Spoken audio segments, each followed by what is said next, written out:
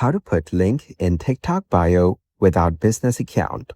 To get started, first of all, open the TikTok application on your phone. You will then be taken to this page where you can view all the reels shared on TikTok. Then tap on this profile icon at the bottom right corner. Then, once you're in this page, tap on the menu on the top right corner. Select the option Settings and Privacy. After that, go to Account, and you can see that the account is private. So, to put a bio in this account, go back and get to the profile page. Tap on this option, Edit Profile. You can see a bio option over here. Then, tap on the section, Add a Bio. Write what describes your account best. You can also paste any link over here. Once you're done pasting the link on the bio, tap on Save at the top right corner.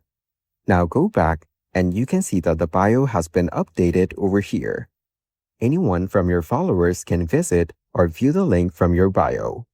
So, by following these steps, you can put link in TikTok bio without business account.